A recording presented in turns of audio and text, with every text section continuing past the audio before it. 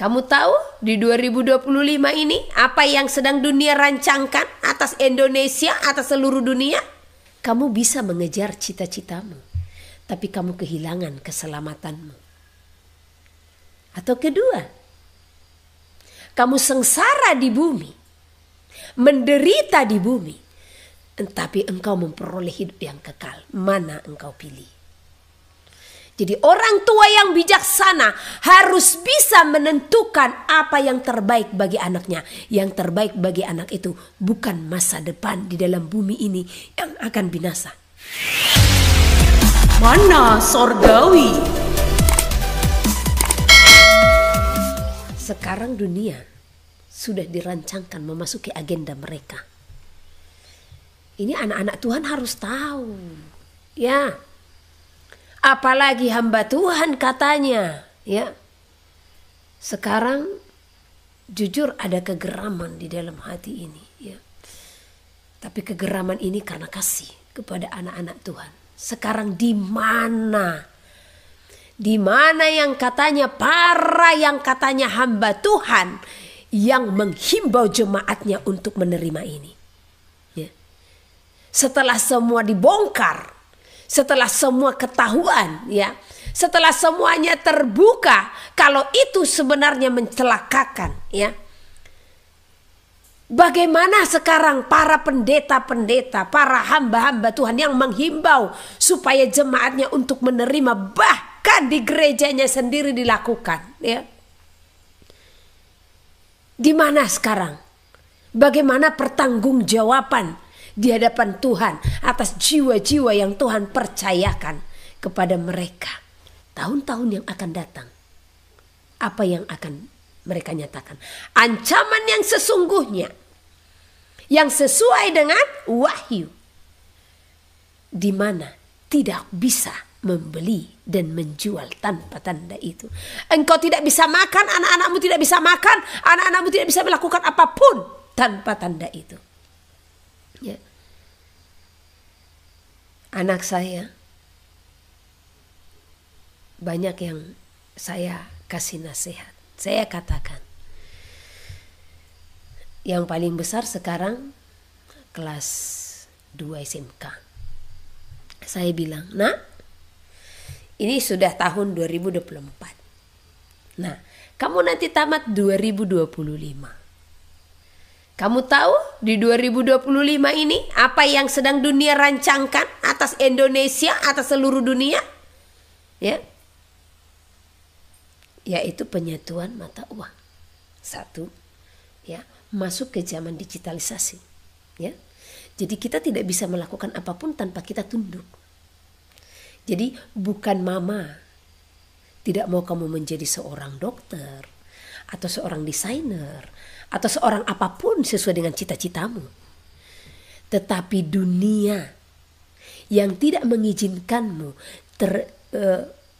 masuk dalam semua itu, kalau kamu tidak tunduk akan rancangan mereka, sistem mereka. Sekarang pilih, nak, saya bilang. Kalau masa itu sudah terjadi di depan matamu, mana kamu pilih? Karena dia sudah dewasa loh. Ya. Kita sudah harus ajarkan anak kita untuk memilih mana yang menjadi pilihan baginya, ya.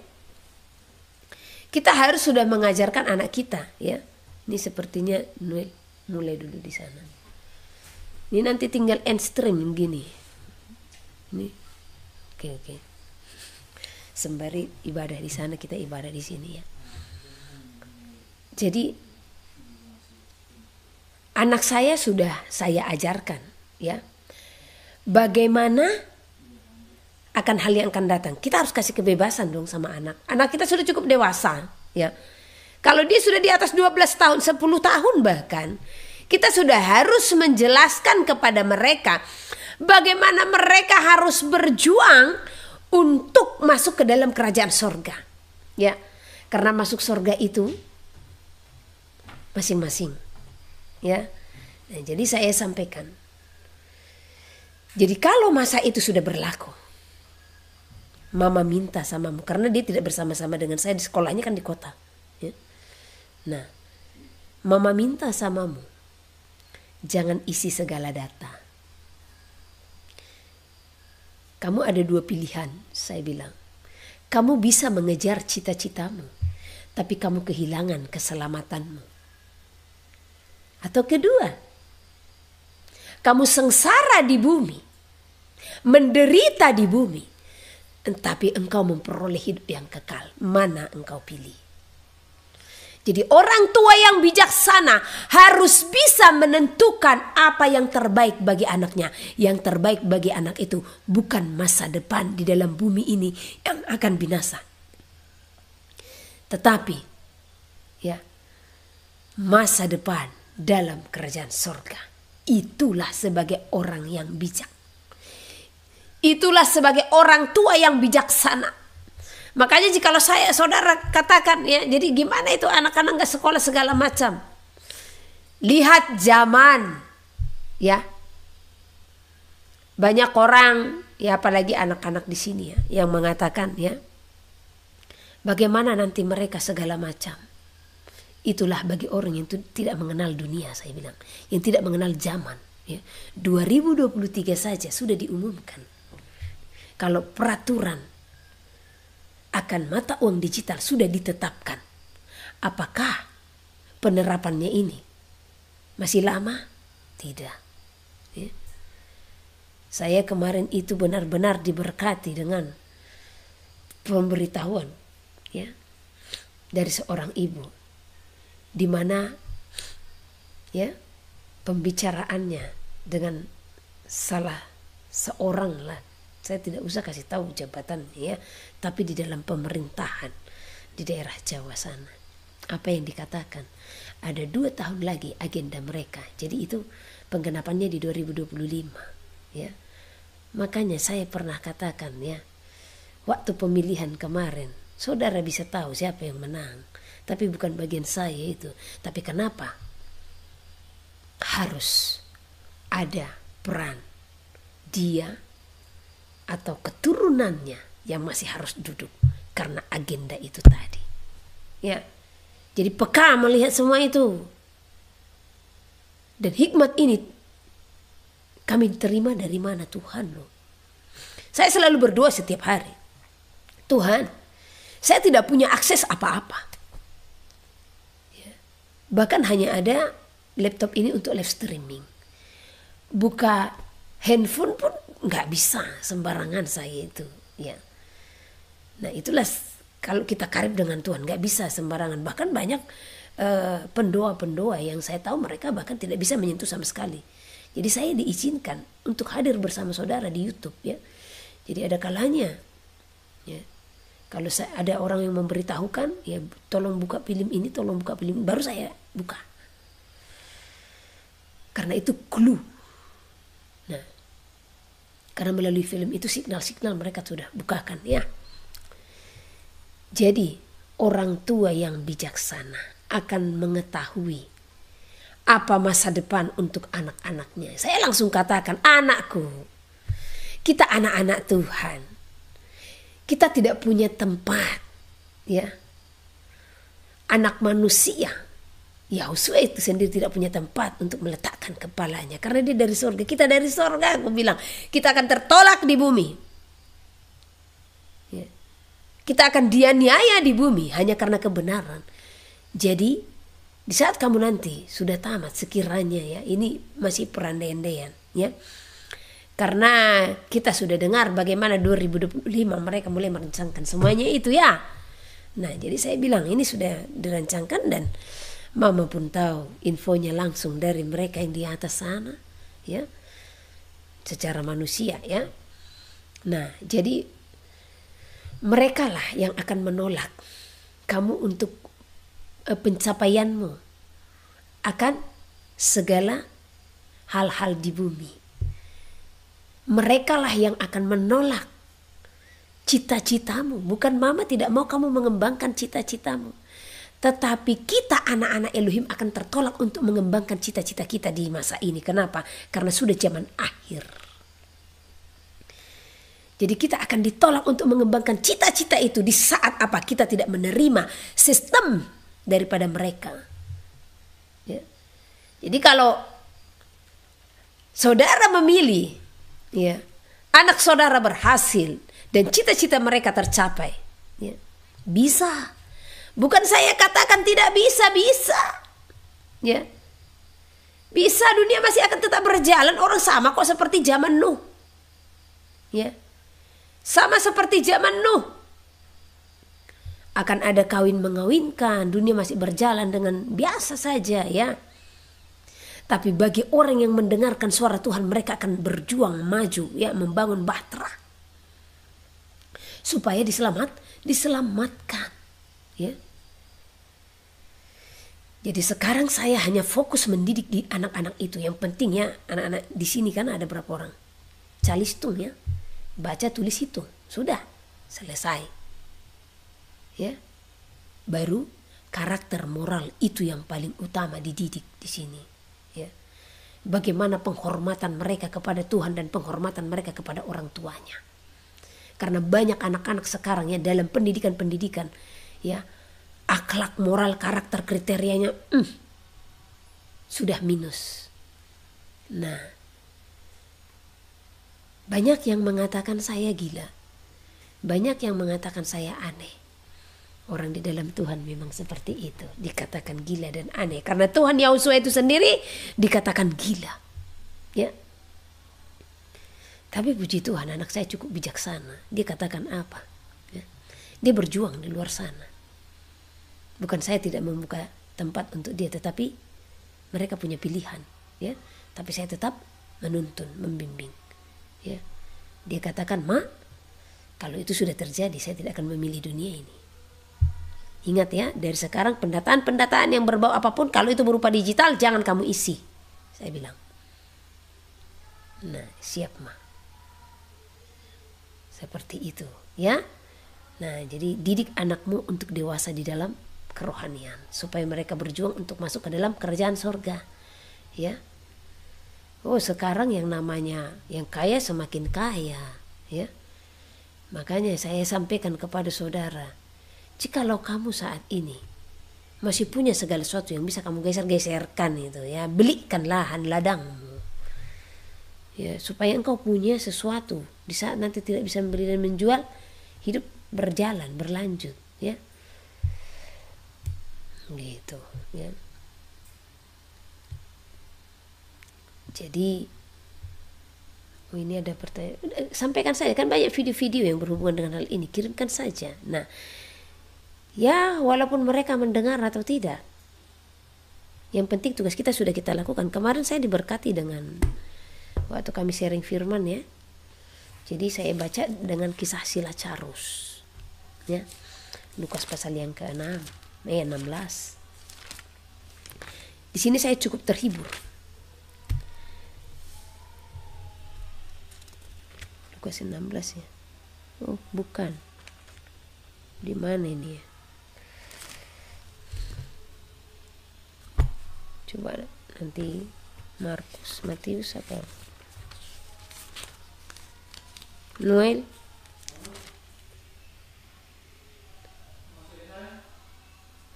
Coba buka dulu yang kisah Lazarus kemarin itu. Dari mana saya lupa itu. Oke, nanti ini saya lupa, ya. Jadi ada perkataan di sana yang benar-benar menghibur kita di saat kita memberitakan tetapi kita ditolak, ya. Jadi di sana dikatakan, ya, kalau mereka sudah mendengarkan dari para nabi dan Musa, ya. Jadi artinya, ya sudah, mereka sudah cukup mendengarkan itu.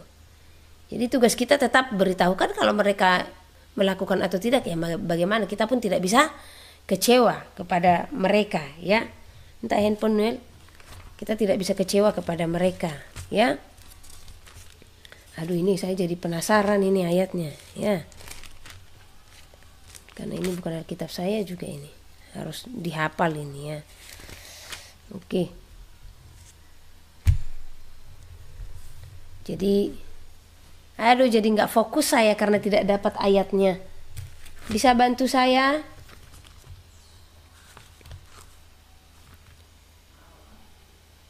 Khotbah kemarin, Alkitab saya di mana? Tentang Lazarus. Oke, nanti kita buka ya. Jadi intinya seperti itu ya. Di sana seorang kaya itu dia meminta kepada Bapak Abraham supaya diberitahukan kepada keluarganya, masih ada 5 saudaranya. Nah, memang Lukas tapi kok saya tidak dapat ya. Oh iya, saya buka Lukas 16 tapi nggak fokus ya. Nah, jadi orang kaya itu meminta, ini Lukas 16 ya. Orang kaya itu meminta kepada Bapak Abraham supaya Lazarus ya menyampaikan kepada keluarganya, ada 5 lagi saudaranya di rumah bapaknya, supaya tidak masuk tempat itu ya. Tetapi apa yang dikatakan kepada Abraham, kepada orang kaya tersebut di Lukas 16 ayat 29. Kita baca dari ayat yang ke 25. Ini ada pembelajaran soalnya harus kita pelajari di sini. 23. Orang kaya itu juga mati lalu dikubur. Dan sementara ia menderita sengsara di alam maut, ia memandang ke atas. Dan dari jauh dilihatnya Abraham dan Lazarus duduk di pangkuannya. Lalu ia berseru katanya, Bapak Abraham, kasihanilah aku. Suruhlah Lazarus supaya ia mencelupkan ujung jarinya ke dalam air dan menyejukkan lidahku. Sebab aku sangat kesakitan dalam nyala api ini. Tetapi Abraham berkata, anak, ingatlah bahwa engkau telah menerima segala yang baik sewaktu hidupmu. Sedangkan Lazarus segala yang buruk. Sekarang ia mendapat hiburan dan engkau menderita. Selain daripada itu di antara kami dan engkau terbentang jurang yang tak terseberangi. Supaya mereka yang mau pergi dari sini kepadamu ataupun mereka yang mau datang dari situ kepada kami tidak dapat menyeberang. Nah, jadi ini sebenarnya gambaran ya. Gambaran di mana orang yang sudah mati sudah tidak akan bisa lagi untuk bertobat. Ya. Orang yang sudah mati tidak memiliki kesempatan lagi untuk diselamatkan. Jadi kalau ada pengajaran mendoakan orang mati, ya, supaya bisa ditolong diselamatkan, itu pengajaran yang salah. Karena di sini jelas dikatakan ya, kalau ada terbentang jurang yang tak terseberangi, ya. Jadi siapapun kita jangan pernah mendoakan orang mati, ya, atau berdoa di dalam nama orang mati, ya. Paham maksud saya? Kita tidak bisa berdoa dengan nama yang sudah mati. Kita hanya bisa berdoa di dalam nama yang hidup, yaitu Yehoshua Hamasia. Hanya doa inilah yang sampai kepada Bapa. Jadi tidak ada doa yang sampai kepada Bapa kalau tidak melalui Yehoshua, ya. Dan tidak ada yang sampai kepada Bapa kalau tidak di dalam nama Yehoshua. Jadi kalau ada doa dengan nama yang lain, ya, sekalipun kamu menganggap ya itu berarti di zamannya Yehoshua, ya, atau ya orang yang berperan dalam hidup Yehoshua, ingat intinya dia mati. Nah, setelah mati, jadi siapa dia? Mau saudaranya Tuhan Yehoshua, mau ibunya, mau bapaknya. Setelah mereka mati, nantinya kalaupun mereka masuk surga, apakah menjadi ibunya di surga atau menjadi bapaknya di surga? Tidak. Selama di bumi lah, ya, itu ibu dan bapaknya. Tetapi setelah nanti kesudahannya selesai, maka mereka pun menjadi anak-anak Elohim. Ya, tidak menjadi ibu Tuhan Yahusua. Nah, jadi mereka adalah manusia. Jadi kita tidak bisa berdoa di dalam namanya karena mereka mati. Ya. Atau bahkan memohon, tolong doakan kami katanya, ya kan. Karena mengingat mereka ibunya. Ya, mana bisa. Ya, tidak bisa. Makanya saya ingat saya pernah bermimpi ya, beberapa tahun silam itu 2016. Saya melihat seorang perempuan menangis. Dia terseduh-seduh, dia pakai kerudung. Mukanya sangat tirus, hidungnya tirus, ya. Cantik, ya. Nah, jadi dia menangis. Saya berjalan dengan malaikat. Jadi di saat kami berjalan, saya bilang, itu tangisan siapa? Kok sedih sekali tangisannya, saya bilang, ya. Saya berjalan terus dituntun sama malaikat ini. Dan saya ketemu di dalam satu buah kayak jendela gitu ya. Saya melihat dia di dalam. Ya, dia tertunduk sambil menangis, sangat sedih. Dia bilang, kenapa mereka berdoa di dalam namaku, katanya. Kenapa mereka meminta aku untuk mendoakan mereka? Nah, itu kan gambaran, artinya tidak berkenan. Ya. Nah, karena Tuhan datang menghampiri kita melalui mimpi dan penglihatan untuk membukakan segala sesuatu. Ya, dia nangis terseduh-seduh. Kenapa mereka berdoa di dalam namaku? Kenapa mereka meminta aku mendoakan mereka? Aku adalah anaknya, katanya. Ya, memang dia adalah anaknya sekalipun dia yang melahirkannya selama di bumi. Tapi setelah selesai, ya, apakah setelah di surga menjadi ibunya? Tidak. Dia menjadi anak Elohim. Karena Bapa Yahweh menjadi Bapa di dalam tahtanya. Dia adalah Bapa, bukan menjadi Bapa. Dia adalah Bapa di dalam tahtanya. Dia datang ke dalam dunia kan sebagai anak manusia untuk menolong saudara. Jadi dia setara dengan manusia itu sendiri. Tapi dia adalah Bapa, oke? Jadi kalau yang berdoa di dalam namanya, bertobat. Nah, waktu saya pernah katakan ini, dia mati, saya bilang. Ya. Nah, dia terangkat. Nah, kalau satu contoh dia terangkat, mana ayatnya? Nah, mana ayatnya? Biar saya masuk saudara, seperti itu kira-kira ya. Ternyata tidak ada ayat ya yang menyatakan kalau dia itu terangkat. Ya, tapi kalau perkara dia di surga itu kan haknya Tuhan untuk mengetahui itu. Ya. Nah, seperti itu. Dan kalaupun dia di surga, apakah iya kita bisa berdoa di dalam nama orang-orang yang sudah meninggal? Sama aja kita berdoa di dalam nama leluhur. Kan itu leluhur kita toh. Ya, jadi hal sekecil ini pun kita harus paham. Terlebih saudara-saudara yang masih berdoa di kuburan, ya kan, meminta lagi kepada roh-roh arwah orang mati, ya. Ya, dikatakan doakanlah kami begini dan begini, ya. Ada-ada saja ini. Bertobat saudara kalau masih berdoa kepada roh-roh leluhur. Bertobat saudara kalau masih percaya dengan roh-roh leluhur, ya.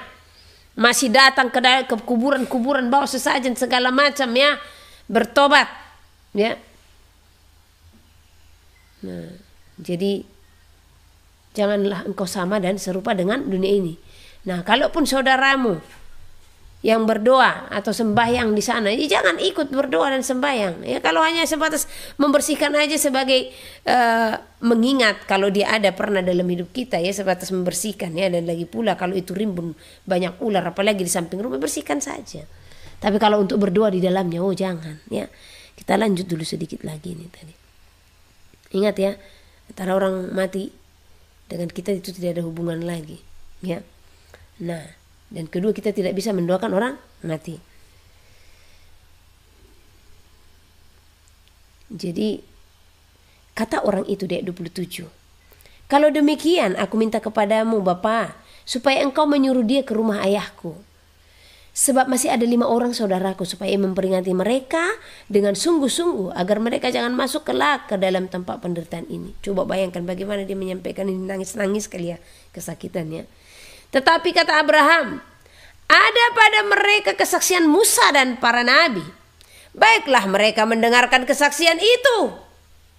Ya, ini sebenarnya didikan keras bagi kita yang masih berjuang, yang ada sekarang.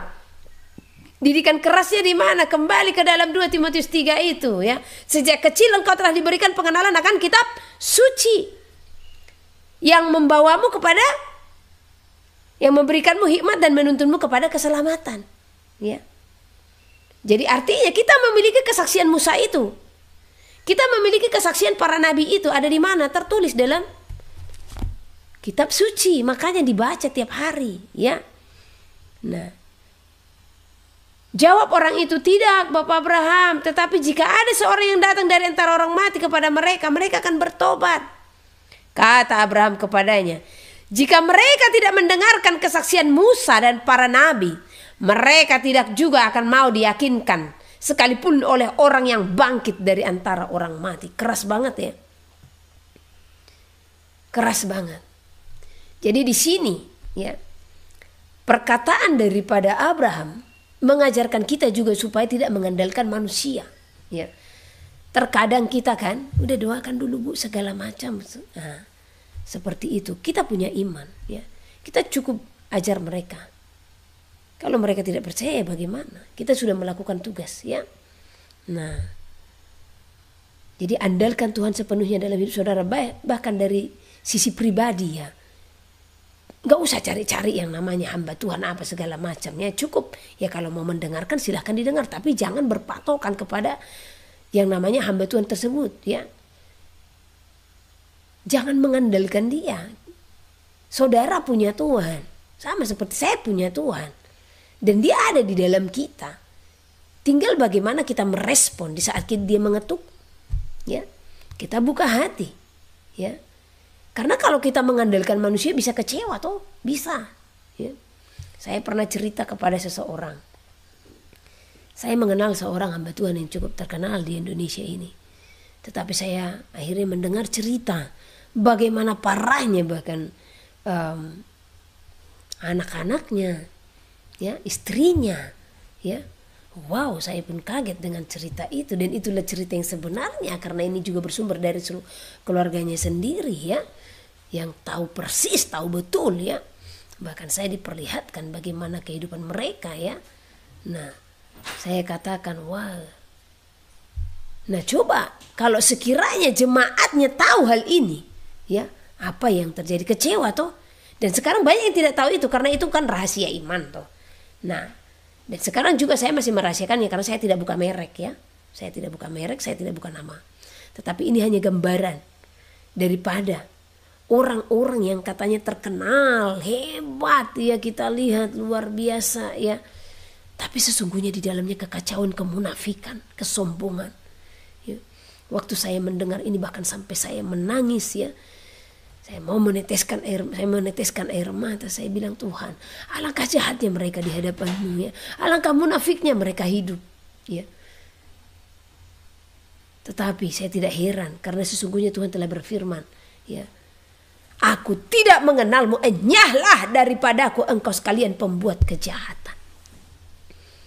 Jadi saya tidak heran kalau orang-orang besar ini ya di hari-hari terakhir tidak memiliki hikmat yang daripada Tuhan ya. Makanya karena mereka sudah besar menghimbau jemaat untuk dienjus ya. Jemaat pun percaya, ya habis gimana, dari janggut ke jubah turun ya. Semua pun ikut. Karena himbauan daripada pimpinan. Bagaimana Tuhan nanti tidak menghakimi ini nih? Ya. Bagaimana nanti Tuhan tidak akan berkata, engkau hanya menyampaikan ya rekaan hatimu saja kepada mereka, dan kau mengatakan itu daripada aku. Aku tidak berfirman kepadamu. Kira-kira seperti itulah nanti ya penghakiman itu. Aku tidak berfirman kepadamu. Engkau menyampaikan kepada mereka hanya rekaan hatimu saja. Dan engkau mengatasnamakan aku. Nah, firman Tuhan di dalam Ulangan dicatat ya. Seorang nabi, jika ia menyatakan segala sesuatu berasal daripada Tuhan, tetapi tidak, maka ia akan mati. Ya. Alangkah disayangkan. Ya. Bagaimana mereka bisa mendengar kemurnian suara Tuhan? Yang dipikirkan uang, nama, jabatan, ya, fasilitas, mengabaikan kualitas. Makanya di akhir zaman ya, baca itu 1 Korintus pasal pertama. Siapa yang Tuhan pakai? Baca Wahyu 3 itu siapa yang Tuhan pakai? Orang-orang kecil yang dianggap hina, yang dianggap bodoh, yang kekuatannya tidak seberapa, ini yang akan Tuhan pakai. Karena Tuhan melihat kemurnian ada pada mereka. Kalau yang besar ini ya, mobil saja sudah Alphard, ya kan. Mobil saja sudah mobil mewah. Nanti dapat segala sesuatu, oh ini hadiah saya dari sini segala macam ya. Buat judul-judul ya. Nah, si pembuat mujizat apa tidak mencuri kemuliaan Tuhan itu? Ya. Si pembuat mujizat siapa? Tuhan. Tapi karena judul itu, pikiran manusia siapa? Orang yang ada di YouTube itu. Waktu saya melihat itu, tiba-tiba di sini seperti meledak. Ya saya bilang, ampuni dia Tuhan. Ya, Tuhan saja menyembuhkan. Tidak pernah itu selalu Tuhan katakan ya, supaya itu jangan diberitahukan kepada orang lain, bukan ditunjuk-tunjukkan segala macam ya. Nah, orang sering berkata kepada saya, apalagi dengan penyebutan nama Tuhan yang berbeda. Sebenarnya itu bukan Tuhan yang berbeda, itu nama aslinya. Yahusua itu nama asli ya. Nah, mereka bilang ya, tidak berkuasa. Karena memang saya tidak tipe pencitraan, saudaraku ya. Kalau saya tipe pencitraan, rambut pun seperti ini saya tidak peduli ya, karena baru bangun ya. Tuhan tidak berkenan. Kalau satu contoh kami pelayanan di mana ada pelepasan segala macam ya. Nah, ada yang sakit disembuhkan, posting. Tuhan tidak mau, dan saya tidak mau melakukannya kalau Tuhan tidak berkenan. Ya, karena Tuhan mengajarkan kami bagaimana untuk merendahkan hati. Ya biarlah kalau orang tahu ya silakan orang tahu. Yang jelas bagi kami udah cukup ya. Nah, udah selesai. Bukan harus posting di sosial media. Ya, yang akhirnya tanpa disadari manusia mencari manusianya, tidak mencari Tuhan. Apakah ini nanti Tuhan tidak akan tuntut? Tuhan akan tuntut apalagi ya? Sampai memicu mereka untuk seperti memberhalakan benda. Ada seorang ya, saya tahu Tuhan mengaruniakan dia. Tetapi entah kenapa di saat belum besar sekali, di sini ditaruhkan kalau suatu hari akan ada sesuatu yang salah ya. Dan benar apa sesuatu yang salah itu ya. Dan mungkin dia bisa merasa kalau itu dari Tuhan. Tetapi sebelum itu dilakukannya, Tuhan sudah taruhkan di sini ya. Pada akhirnya saya tahu ya, ada dibuat seperti toren air besar sehingga orang berbondong-bondong tidak ketemu dengan beliau pun ambil airnya ya. Jadi sudah seperti memberhalakan. Karena terlebih bagi yang tidak mengetahui anak manusia sebagai Tuhan dan Juru Selamat, mereka mengambil air itu sudah seperti air apa ya. Gak usah saya sebutkan namanya, nanti saya dicuplik lagi ya kan. Tapi saudara paham, apakah mereka tahu kalau sekiranya air itu benar diurapi, kalau pengurapan itu turun dari tangan Yahusua? Yang mereka tahu air itu menyembuhkan. Tanpa saudara sadari, mereka sudah menjadikannya seperti berhala. Ya. Di situ saya melihat Tuhan. Apa yang tadinya Tuhan taruhkan di sini kok terbuka sekarang di hadapan saya. Waktu itu dibuat ya, wow. Dan saya melihat bagaimana sekarang manusia mengeluh-elukannya. Apa Tuhan tidak bersedih dengan ini semua? Ya. Jangan kita bangga dilihat hebat oleh dunia, ya. Terpujilah Elohim. Sedikit pun itu di sini lepas. Ya, bahkan saya selalu mengatakan kalau saya sudah melihat ya seseorang seperti mengandalkan saya didik itu dengan keras ya. Kadang saya diamin lah ya, supaya dia mengandalkan Tuhan, jangan mengandalkan kita. Ya. Kalau satu contoh berbondong-bondong yang mengeluh-elukan, aduh, bagaimana Tuhan tidak berduka dengan ini? Sementara itu dari mana? Tuhan si pemberi karunia, Tuhan si pemberi anugerah, Tuhan si pemberi berkat, Tuhan si pemberi mukjizat. Ya. Apa Tuhan tidak berfirman, aku tidak mengenalmu, enyahlah daripadaku? Karena sebagai hamba Tuhan kita juga harus mengenal orang-orang yang kita doakan. Apakah mereka datang ya kepada kita dengan mereka itu datang kepada Tuhan, atau hanya sebatas untuk mukjizat saja dalam dirinya? Hanya mukjizat secara jasmani, ya. Untuk apa saudara mendapatkan kesehatan secara jasmani, mujizat secara jasmani, tetapi saudara kehilangan kemuliaan Tuhan? Bagi saya, waktu saya sakit, saya bilang sama Tuhan, it's okay Tuhan, it's fine, tidak apa-apa, ya. Karena saya hamba Tuhan loh, tapi sakit penyakit itu diizinkan dalam hidup saya, gitu ya. Saya mendoakan orang sakit dan ada disembuhkan, ya. Bahkan yang lumpuh pun berjalan.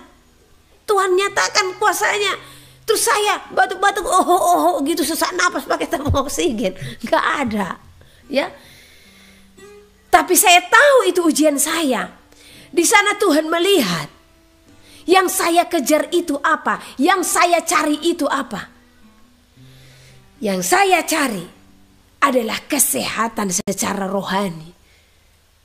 Walaupun tadinya tubuh ini sakit, asalkan roh Tuhan tetap diam dalamku.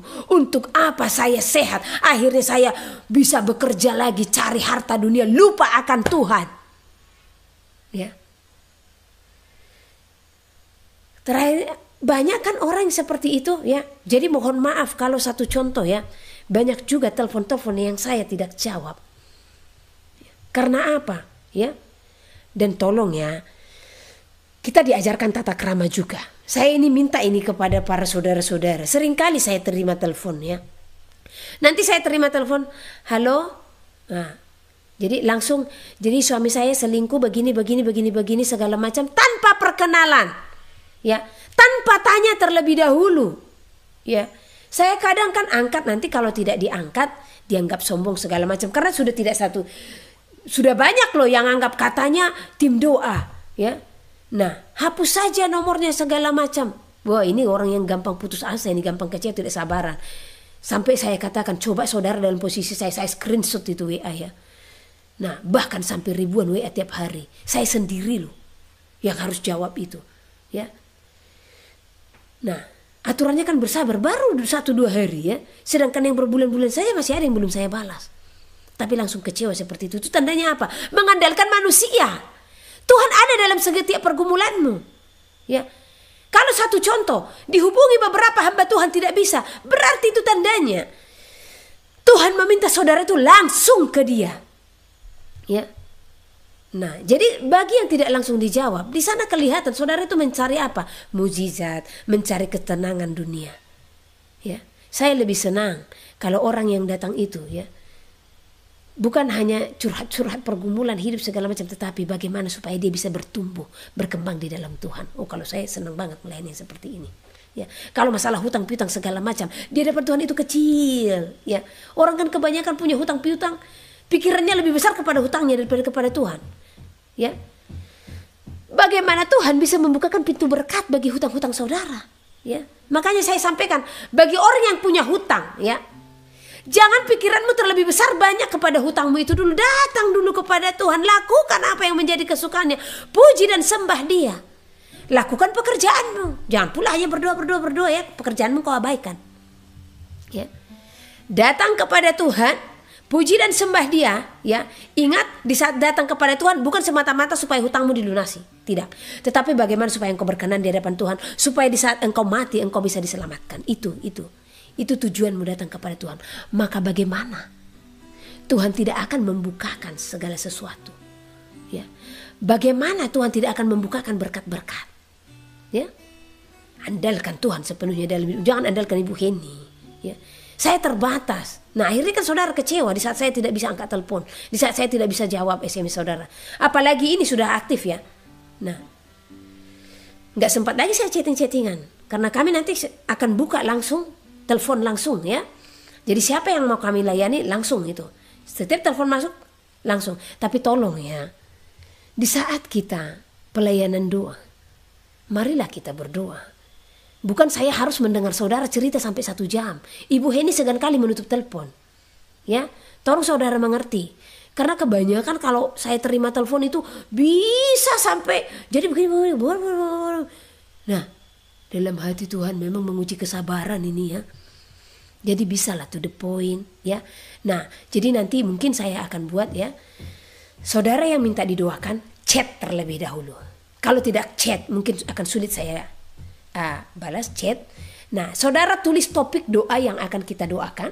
Baru nanti saya akan kasih jadwal, ya. Setelah ini sudah aktif, kita akan langsung online.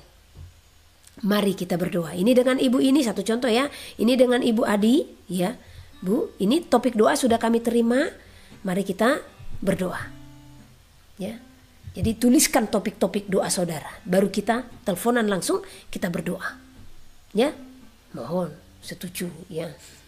Karena kalau saya mendengarkan curhatan saudara sampai 1 jam nanti ya, kapan lagi yang lain ya.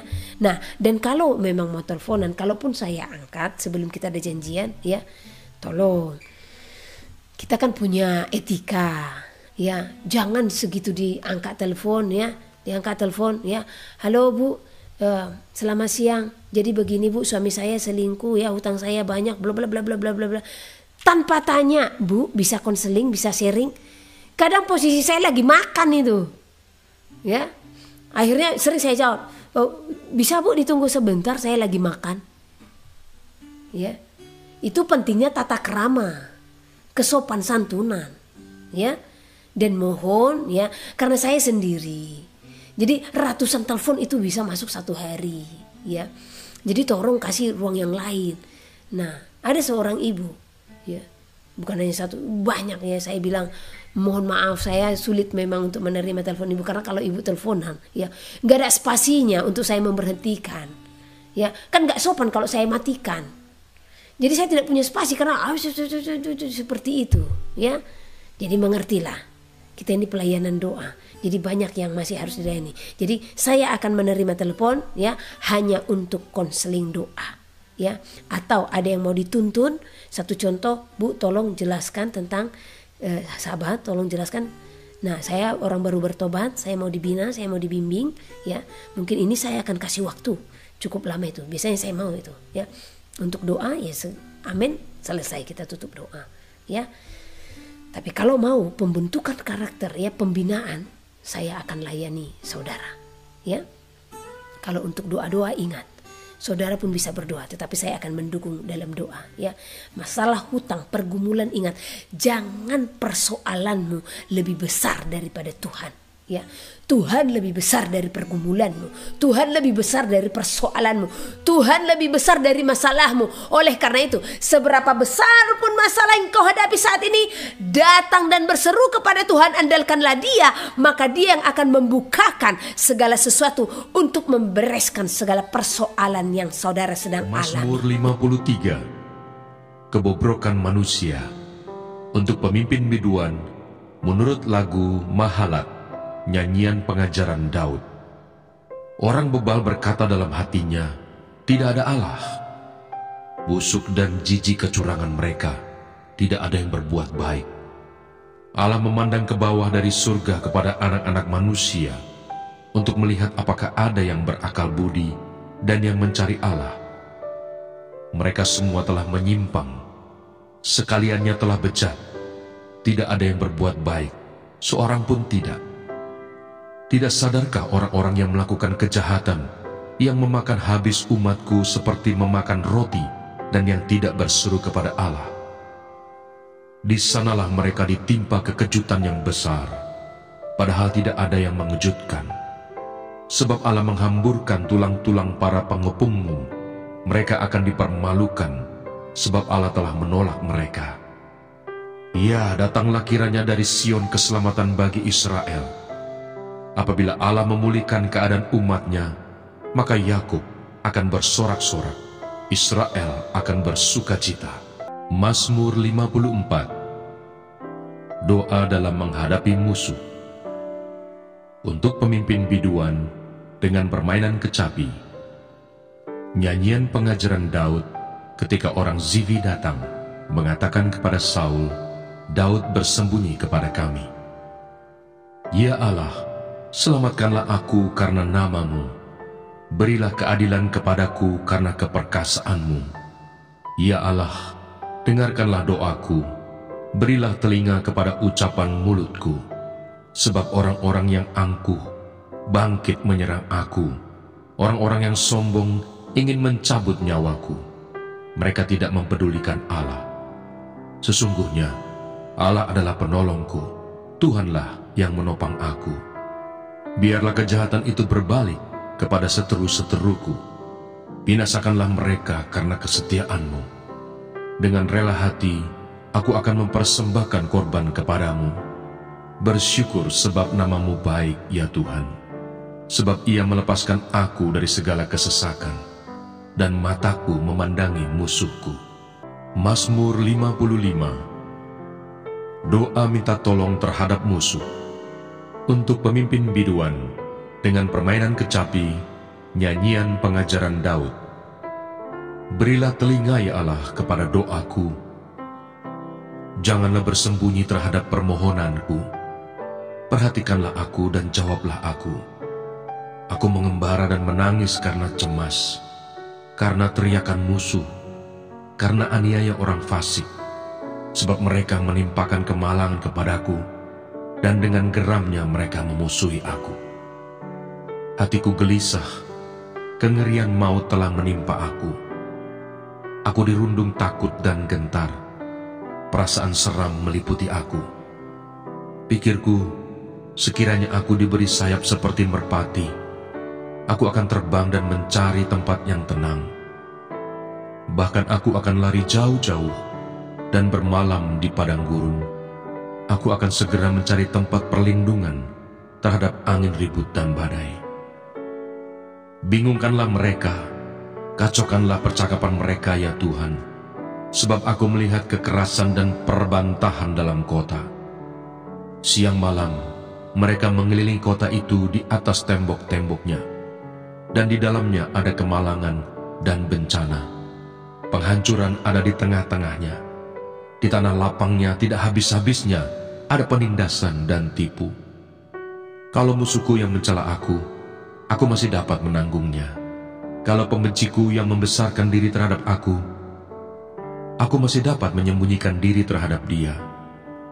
Tetapi Engkau, orang yang dekat dengan aku, temanku dan orang kepercayaanku, kami yang bersama-sama bergaul dengan baik dan masuk rumah Allah di tengah-tengah keramaian. Biarlah maut menyergap mereka, biarlah mereka turun hidup-hidup ke dalam dunia orang mati. Sebab kejahatan ada di kediaman mereka, ya, dalam batin mereka. Tetapi aku berseru kepada Allah, dan Tuhan akan menyelamatkan aku. Di waktu petang, pagi dan tengah hari, aku cemas dan menangis, dan Ia mendengar suaraku. Ia membebaskan aku dengan aman dari serangan terhadap aku, sebab berduyun-duyun mereka melawan aku. Allah akan mendengar dan merendahkan mereka, Dia yang bersemayam sejak purbakala, karena mereka tidak berubah dan mereka tidak takut akan Allah. Orang itu mengacungkan tangannya kepada mereka yang hidup damai dengan Dia. Janjinya dilanggarnya. Mulutnya lebih licin dari mentega, tetapi ia berniat menyerang. Perkataannya lebih lembut dari minyak, tetapi semuanya adalah pedang terhunus. Serahkanlah kuatirmu kepada Tuhan, maka Ia akan memelihara engkau. Tidak untuk selama-lamanya dibiarkannya orang benar itu goyah.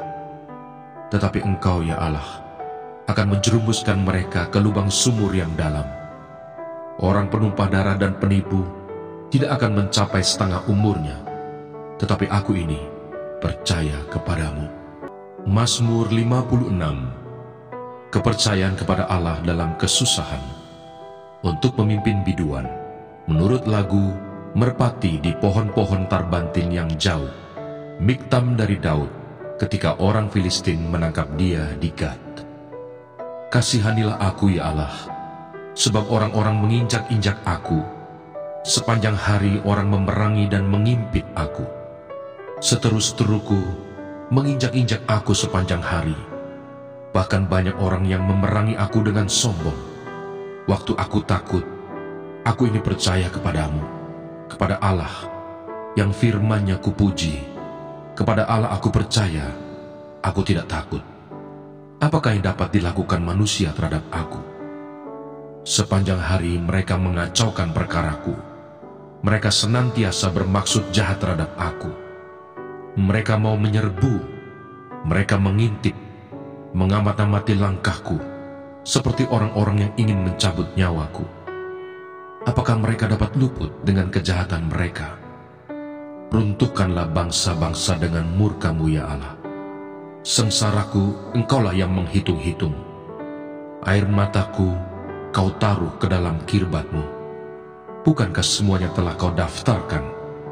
Maka musuhku akan mundur pada waktu aku berseru. Aku yakin bahwa Allah memihak kepadaku. Kepada Allah firman-Nya kupuji. Kepada Tuhan firman-Nya kupuji. Kepada Allah aku percaya, aku tidak takut. Apakah yang dapat dilakukan manusia terhadap aku?